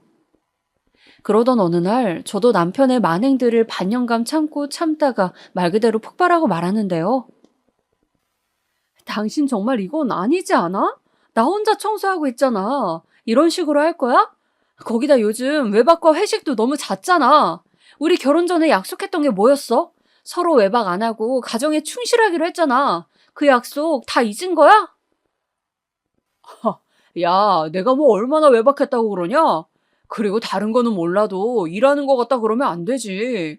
너처럼 최저시급 받으며 빵집에서 일하는 거랑 대기업 회사 생활이 같겠어? 나도 아주 스트레스 많은 사람이야. 나도 참으면서 다니는 거라고. 너 먹여 살리려고. 기막힌 소리 한다. 말 같은 소리를 해라. 당신이 무슨 날 먹여 살린다고 일을 해? 당신 자신을 위해 하는 거겠지. 당신 명품 사려고 일하는 거잖아. 내 입에서 꼭 이런 말까지 나와야겠어? 뭐? 너 지금 뭘 했어? 이번에 당신 가방 하나 또 샀더라? 거기에 3천만 원짜리 시계. 할부로 긁으면 내가 모를 줄 알았어? 내가 저번에 당신한테 부탁했잖아. 아니, 빌었잖아. 제발 씀씀이 좀 줄여달라고. 당신이 버는 돈으로 당신 물건 사는 거 뭐라고 하는 거 아니야. 근데 그 정도가 지나치잖아. 우리 아이 계획은 어떻게 된 건데? 우리 아이 위해서 저축하는 것도 있어야 할 거 아니야. 우리 지금 통장 만들어 놓고 한 푼도 저축 못 하고 있어. 거기다 생활비는 당신 생활비 요즘 적게 주니까 내 월급으로 다 하고 있잖아. 애는 다 알아서 잘 크게 되어 있어. 제발 오바 좀 하지 마. 그리고 생활비 부족하면 우리 엄마 아빠한테 가서 달라고 해. 아니면 내가 할게. 그럼 당신이 해, 가서. 네, 남편의 문제는 한두 가지가 아니었어요. 그중 제일 심한 게 사치였고요. 남편이 대기업 다니는 사람인데도 돈을 못 모으는 건 바로 이 사치 때문이었습니다. 남편은 쪽팔리다며 국산차는 절대 끌려하지 않았고 입고 다니는 옷도 죄다 명품이었어요. 하다못해 속옷도 어디 시장 거 사오면 이런 건 안 입는다고 할 정도였죠. 대체 사람들에게 안 보이는 것까지 왜 굳이 브랜드로 사입혀야 할까요? 제 눈엔 이 모든 것들을 남편의 허영으로밖에 보이지 않았어요. 거기다 시부모님이 저희 생활비를 다달이 주시는 것도 아니었기에 제 월급으로 생활비를 꾸려나가야 할 형편이었고요. 그러니 쪼들릴 수밖에 없었죠. 다행히 제가 이렇게 한번 크게 태클을 걸자 남편도 그 다음부턴 알았어, 소비 줄이면 되잖아. 생활비 더 줄게. 하며 몇십만 원씩 더 얹어주더라고요. 아휴, 정말 이렇게까지 해야 말을 알아듣는 건지 솔직히 그때부터 남편에게 정이 뚝뚝 떨어지기 시작했어요. 근데 여기서 한술 더 뜬 게 시어머니였어요. 어느 날 시어머니가 시아버지 없으실 때 저를 시댁으로 부르시더라고요. 가자마자 시아버지가 안 보여서 물었는데 운동 가셨다 하길래 그때부터 느낌이 쎄했죠. 시어머니는 제가 미처 방석에 앉기도 전 매의 눈으로 저를 노려보시더군요. 내가 널 왜 불렀는지 아니? 네? 네가 우리 민기한테 사치한다고 그리 못살게 굴었다며? 그 말 듣고 속상해서 잠을 한숨도 못 잤다. 어머님, 그건요. 저도 참다가 말한 거예요. 이 사람 사실상 월급 대비 저축하는 게 자기 월급의 1%도 안 되어 있어요. 힘들게 일하는데 그렇게 다 써버리는 거 솔직히 아깝잖아요. 그리고 저는 아이도 생각해서 미래 대비도 해야 하니까 말한 거예요. 아잉, 이래서 내가 가난한 집 며느리는 안 된다는 거였는데 그게 다 자기 품위 유지비라는 거야. 품위 유지비요? 그래, 네가 그걸 알리 모르겠지만 내가 그렇게 가르쳤어.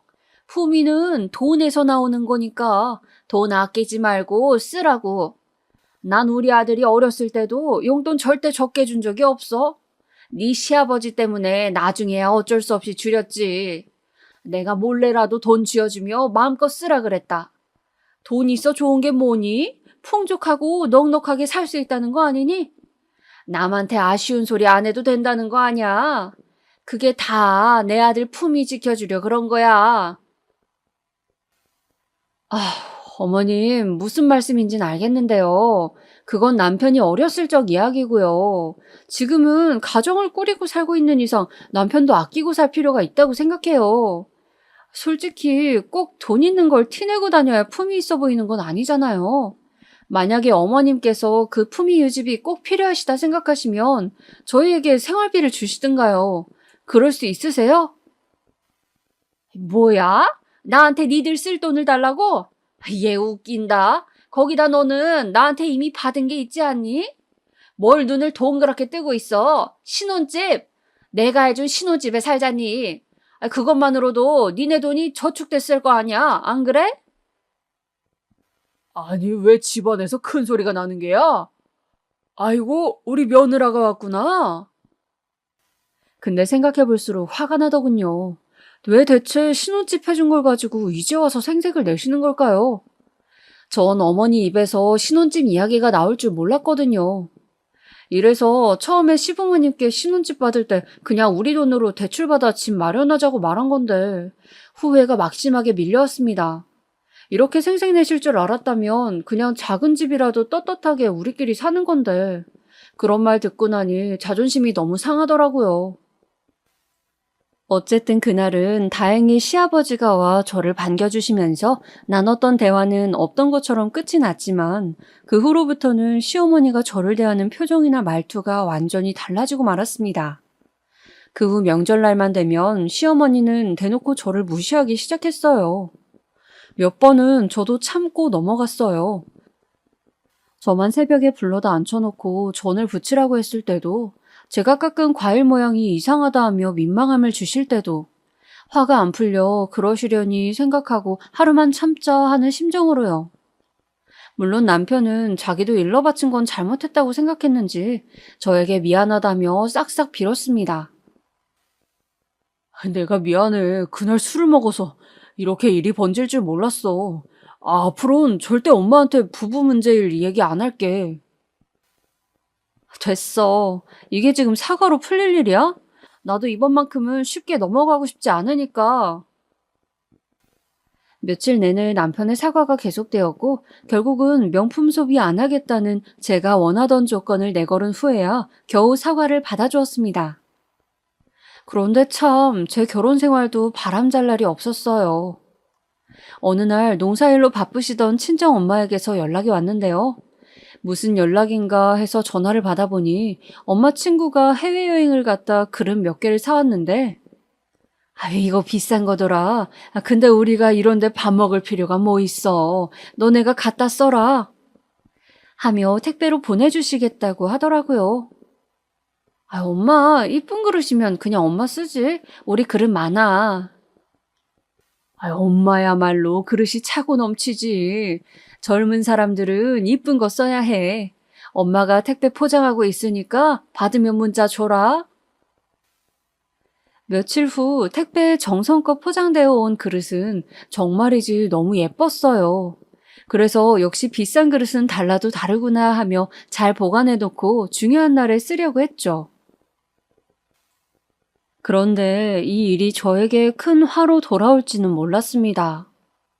사건이 일어났던 그날은 엄마가 준 그릇에 반찬들을 담아 오랜만에 정성스러운 밥상을 준비한 날이었어요. 마침 남편 생일이기도 했고 오랜만에 부부관계도 회복해보고 싶었고요. 남편도 일찍 오라는 제 말에 정시에 회사를 마치고 와인까지 사들고 들어왔더라고요. 왔어? 당신 좋아하는 소고기 구워놨어. 아스파라거스도 있으니까 같이 먹자. 그랬어? 고마워. 씻고 올게. 남편도 그날따라 분위기 잡으려는 제 마음을 알았는지 고분고분한 말투로 알았다고 하더라고요. 평소 같으면 짜증부터 내며 들어왔을 양반인데 말이죠. 아무튼 우리 둘 다 기분 좋게 테이블에 앉아 소고기를 먹기 시작했습니다. 근데 남편이 젓가락을 들어 소고기를 잡으려는 순간 갑자기 인상을 확 찌푸리며 톡 쏘는 말투로 그러는 거예요. 잠깐만, 이거 어디서 산 거야? 아, 이거 엄마가 비싼 그릇이라고 낯쓰라고 주셨어. 알잖아, 우리 엄마 검소한 거. 장모님이 주셨다고? 아니, 그럴 리가 있나? 야, 이거 되게 비싼 그릇이야. 내가 전번날 친구 집 갔다 본 건데 접시 하나에 30만 원도 넘는 거라고. 아, 그렇게 비싼 거였어? 난 몰랐네. 엄마 친구분이 해외여행 갔다 주셨다고 했거든. 그래? 그럼 짝퉁인가? 여보, 무슨 말이 그래? 우리 엄마 친구분이 샀다고 짝퉁 취급하는 거야? 나 지금 상당히 기분 나쁜데? 아니, 그렇다기보단 솔직히 그렇잖아. 장모님 친구분이면 같은 시골 사시는 분 아니야? 그런 분이 뭔 돈이 있다고 해외까지 나가서 이런 명품 그릇을 사오겠어. 그래요. 솔직히 남편 말이 다 틀리다고 할 순 없죠. 근데 자기는 매일 명품 정장에 명품 시계 차고 다니며 저희 엄마가 준 그릇을 저렇게 말하니 저도 속이 상하더라고요. 거기다 남편을 위해 땀 뻘뻘 흘리며 한우까지 구워놓고 기다리고 있었는데 말이죠. 남편은 말없이 고기만 먹던 제 표정을 보곤 뭘 또 예민하게 그러냐. 내가 무슨 잘못한 사람인 것처럼. 내 생일날까지 이래야겠어? 아, 솔직히 내가 틀린 말한 것도 아니잖아. 그래, 당신 말 맞아. 맞는데 앞으로는 사람 기분도 배려해가면서 얘기하자. 내가 무슨 배려를 안 했다고. 넌 꼭 이러더라. 사람 기분 잡치게. 야, 됐다. 나 나가서 먹으려니까 너 혼자 이거 다 먹어라. 그러면서 남편은 제가 구운 소고기를 입에도 대지 않은 채 밖으로 나가버렸어요.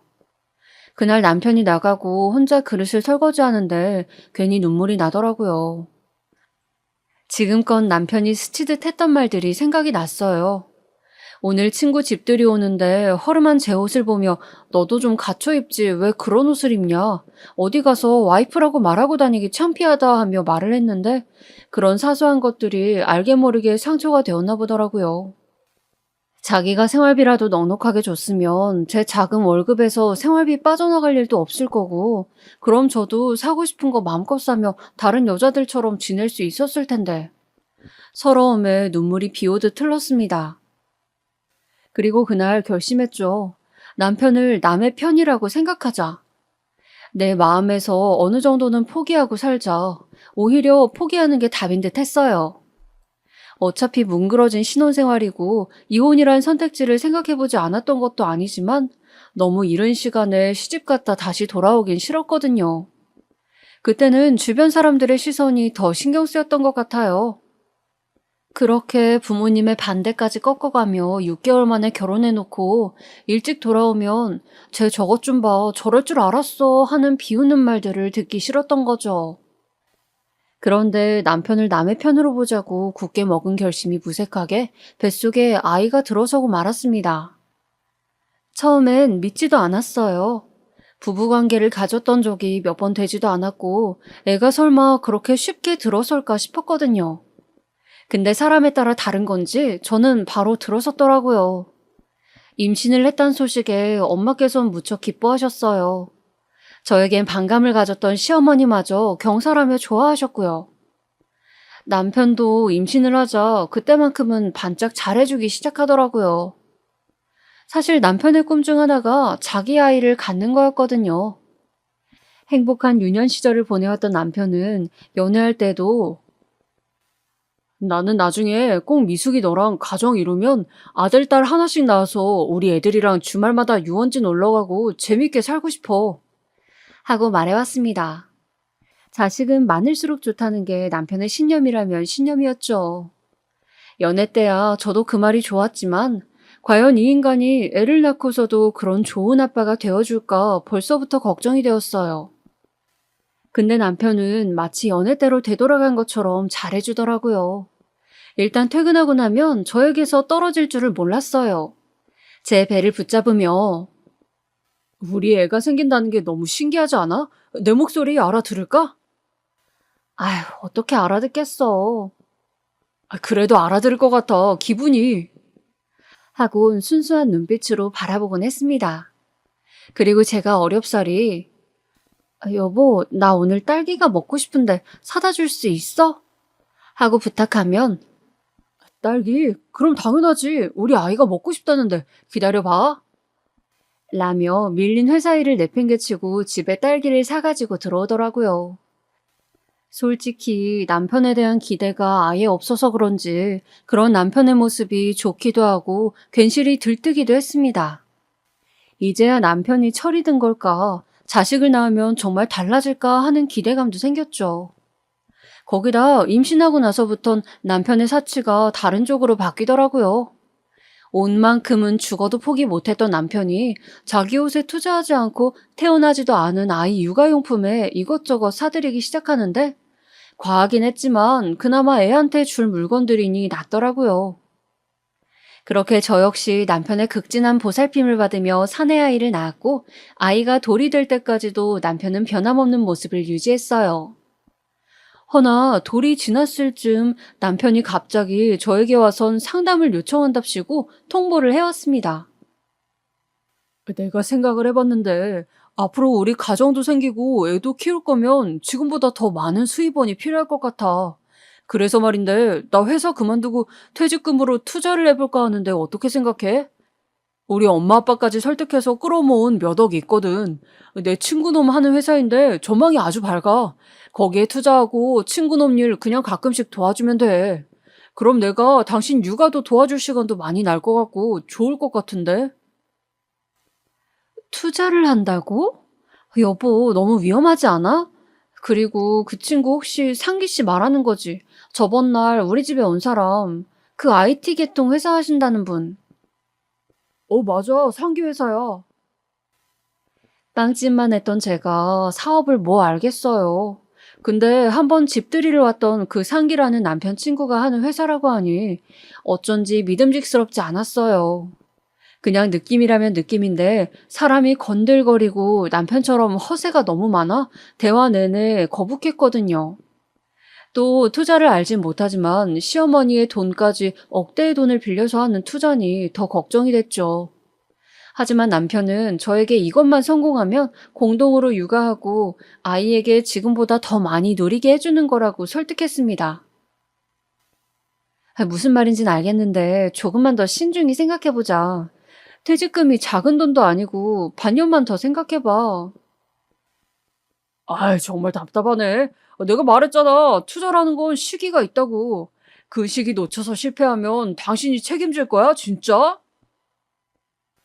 결국 부부싸움으로 이어지고 말았습니다. 그리고 시어머니가 여기에 개입하면서 사건이 더욱 커졌죠. 시어머니는 대뜸 저희 집 초인종을 누르고 들어와선 이것저것 지적했어요.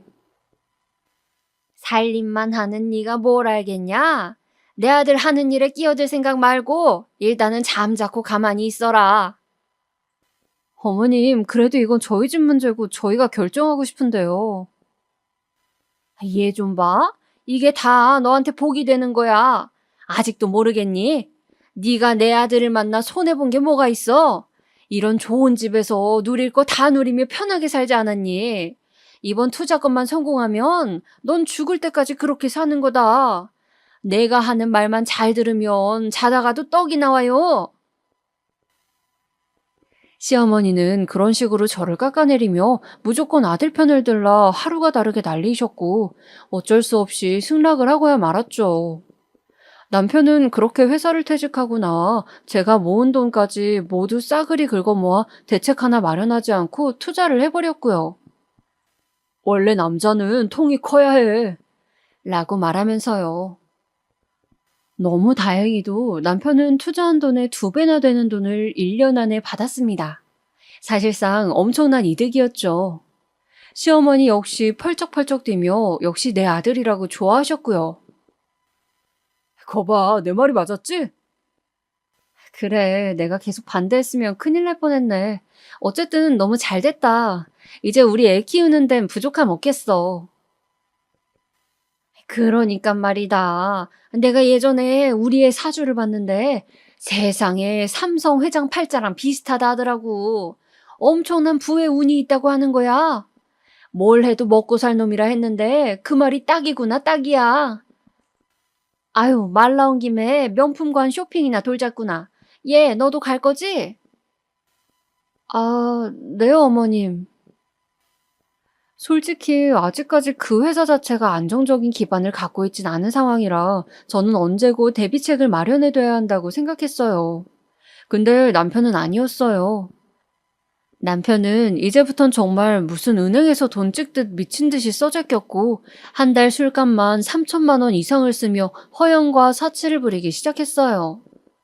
거기다 이젠 자기 수준에 맞는 사람들만 만나겠다며 어디 회사의 간부급 인사들이랑 술자리를 한다는데 그때부턴 집에 잘 들어오지도 않더라고요. 애는 아빠를 찾는데 아빠는 밖에 생활에만 정신이 팔려 있었죠. 남편에게 여보, 우리 돈 벌려는 거 다 애 때문이었잖아. 당신 바쁜 거 아는데 그래도 애한테 신경 좀 써줘. 라고 말하면 그래 그럴게. 라고 말하곤 다시 되돌이표였죠. 남편은 그렇게 딴집 사람이 되어갔습니다. 저는 아이를 붙잡고 밤마다 외롭게 잠에 드는 일이 많아졌고요. 그 생활이 3년은 이어졌네요. 그러던 어느 날 남편의 회사 파트너 상기 씨로부터 연락이 왔는데요. 들으셨겠지만 이번 달은 회사 사정이 어려워서 다음 달에 돈을 주겠다고 했어요. 지금 회복 중이니까 너무 걱정하지 마시라고 전화 드렸어요. 네? 회복 중이요? 그게 무슨 말이에요? 처음 듣는 말이었어요. 남편의 사치가 줄어들 새가 보이지 않으니 회사 사정이 어려워진지도 몰랐죠. 제가 모르는 기색을 보이자 그 사람은 난감한 듯 전화를 서둘러 끊었고 저는 당장 남편에게 전화를 내 캐물었어요. 근데 원래 회사가 그렇지 뭐. 잘 됐다 안 됐다 하는 거야. 신경 쓰지 말고 네 일 해. 나 끊는다. 잠깐만. 그럼 당신 또 외박하는 거야? 야, 너 또 잔소리하려 그러냐? 그만해라, 그만 좀. 바가지 긁히는 거 쪽팔려 죽겠어. 이러며 신경질적인 목소리로 전화를 끊더라고요. 심장이 덜컹 떨어지는 기분이었습니다. 상황이 안 좋게 돌아가는 게 눈에 선했어요. 허나 남편은 저에게 바가지 긁히는 게 싫다며 더더욱 집에 들어오지 않았고 심지어는 애기 생일도 잊어버렸더군요. 제 생일 잊어버리는 건 그렇다 치고 아이 생일까지 술 먹고 취해 들어오는 남편을 보니 이혼이란 두 글자가 목구멍까지 치밀어 올랐어요. 그러던 와중 청천벽력 같은 상황까지 생겼는데요. 폭우처럼 비가 쏟아지던 날 아이를 어린이집에서 픽업하고 집으로 가는 사이 친정에서 연락이 왔는데요. 엄마의 말 한마디에 너무 놀라 우산조차 떨어뜨리고 말았어요. 네? 엄마 사는 집이 무너졌다고요? 시골집이라 그런지 확 무너져 버렸네. 여기는 지금 난리다 난리야. 너넨 괜찮은 거니? 우린 아파트라 괜찮죠. 엄마 그럼 지금 집 어떡해요? 어디 계시는 거예요? 일단은 근처 친구 집에 와서 네 아빠랑 쉬고 있어. 너무 걱정하지 말아라. 그나저나 집수리가 걱정이네. 얼른 해야 하는데 살림살이가 다 안에 있는데 말이야. 알고 보니 홍수로 엄마의 시골집이 그대로 무너져 버린 거예요. 사실 홍수가 나는 시기엔 제가 신경 써서 엄마에게 전화를 했어야 하는데 남편과의 일에 너무 지친 나머지 신경을 쓰지 못했던 거죠. 그래서 제가 엄마에게 수리비 보태줄 테니까 얼른 집 수리부터 하라고 했어요. 언제까지나 친구 집에 불편하게 얹혀 살고 계실 순 없을 테니까요. 그런데 막상 ATM 기기에 가서 엄마에게 돈을 보내려 하니 제 계좌의 돈이 0원이더라고요. 남편이 제 통장에 있는 잔고를 다 긁어 뭔 짓을 한 게 틀림없었죠. 그래서 남편에게 전화를 했어요. 우리 엄마 집 홍수로 무너졌어. 수리하는데 300만 원 보태려 하니까 지금 빨리 돈 보내줘. 300만 원? 야, 그냥 비 맞고 사시라 해. 무슨 시골집에 300만 원씩이나 돈 없어. 뭐? 돈이 없다고? 미쳤니?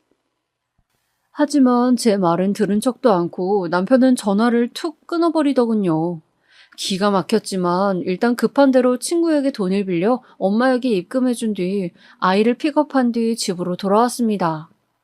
근데 집에 돌아오자마자 남편과 시어머니의 목소리가 현관까지 들리는데 그야말로 꼭지가 돌아버리는 줄 알았습니다.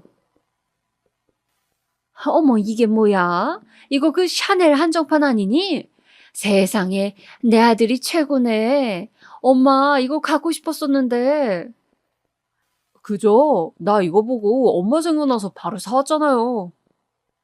고맙다, 고마워. 어이구, 내 아들 덕분에 정말 호강하고 사네. 그래도 엄마, 이거 장롱에 모셔놓고 가끔씩만 들어요. 아빠 알면 또 난리 나시니까. 네, 저희 엄마에겐 300만 원이 아깝다고 수리비도 안 주더니 시모에게는 명품 백까지 사줬더라고요. 그날로 더 생각할 것도 없었어요.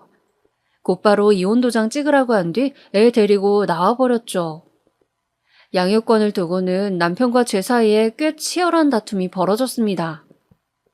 맨날 외박하는 주제에 어떻게 애 키울 생각을 하는지 남편은 양육권을 주장했지만 저는 남편이 바람핀 증거들을 내보이며 절대 가정에 충실하지 않을 사람인 것, 사치에 눈이 뒤집어져 있는 것들을 내세워 겨우 양육권을 가져왔습니다.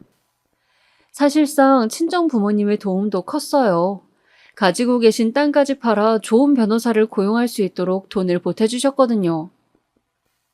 그 인간과 이혼하고 난 후의 삶은 치열하다면 치열했고 행복하다면 행복했어요.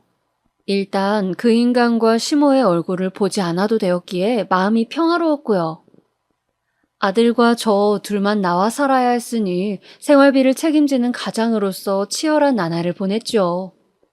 허나 저는 자신 있게 말할 수 있었어요. 아들과 함께하는 단 둘의 삶이 경제적으로는 조금 힘들었을지 몰라도 마음만은 천국이었다고요. 아무튼 그렇게 살아가던 나날 중 저희 친정에 좋은 소식이 생겼어요. 바로 저희 친정아버지가 사두었던 땅이 이번에 개발지역으로 선정되면서 엄청난 지원금을 받게 된 거예요. 무려 15억이나 되는 돈이었어요. 15억, 평생 언제 만져볼 수 있을까 했던 돈이 갑자기 생기자 저희 부모님이나 저나 너무 들떠 방방 뛰고 난리가 났죠. 근데 부모님은 저를 불러다 놓고 이렇게 말씀하시더군요. 어차피 늙은 우리가 이 돈이 있어봤자 쓸 데가 뭐 있겠어. 너 가져가라. 엄마, 아빠, 이 많은 돈을 다요? 말도 안 돼요. 엄마, 네가 행복하게 사는 게 꿈이야. 제발 이 돈으로 풍족하게, 넉넉하게 살아라. 한평생 너한테 그렇게 못해준 게 우리 한이었어. 친정 부모님은 아둥바둥 저와 아들이 사는 것이 늘 안쓰러웠다며 눈물을 지으시더니 그 지원금을 제 통장에 그대로 넣어주셨어요. 하지만 받기만 할 수 있나요? 저는 받은 돈으로 아이와 함께 살 수 있는 좋은 집으로 이사간 후 부모님 집도 따로 마련해드리고 아빠에게 선물을 하나 해드렸어요. 바로 외제차였죠. 뭐 사치라면 사치이겠지만 자식으로서 제대로 된 선물 하나 해드린 적이 없는데 키워주신 보답으로 이 정도는 해드리고 싶었어요. 그리고 그로부터 며칠 후 운명처럼 전 남편 놈을 만나게 되었는데요. 그날은 아이 생일 잔치를 할 겸 부모님과 함께 차를 타고 뷔페로 향하던 날이었어요. 근데 뷔페 앞에서 낯이 익은 사람이 발레 파킹을 하고 있더라고요. 저기 저 사람 김서방 아니니? 먼저 알아본 건 저희 엄마였어요. 저는 그제야 웃으며 남편 앞으로 가 주차를 해달라며 키를 건네줬죠. 좋은 차니까 조심해서 주차해주세요. 네, 알겠습니다. 그런데 남편이 제 얼굴을 알아보고선 화들짝 놀라 주저앉더니 손과 발을 부들부들 떨더라고요. 네가 어떻게? 이런 좋은 차에서 내리냐고? 그럼 당신은 왜 여기 있어? 전 남편은 제 말에 아무 대꾸도 없이 푹 고개를 숙이더니 울먹거렸습니다. 전 남편 놈이 사업이 망해 거지꼴로 살고 있다는 건 건너 건너 들은 적이 있었지만 그 광경을 제 눈으로 목격하니 솔직히 고소하더라고요. 하지만 아이 아빠인지라 그건 그거대로 신경이 쓰이긴 했습니다. 그 후 저는 저대로의 삶을 이어나가면서도 가끔씩 전 남편 생각이 났어요. 아니나 다를까 주차장에서 한번 마주친 후 저에게 연락이 와 돈을 꿔달라 했거든요. 이번 건은 대박 건이라나 뭐라면서요. 얼마나 구질하게 살면 이혼한 전처한테까지 와 이러는 걸까요? 인과응보라는 생각이 들면서도 마음 한편이 뒤숭숭해 잠도 잘 오지 않는 밤을 보내고 있네요. 저에게 해주실 수 있는 조언이 있다면 부탁 좀 드릴게요.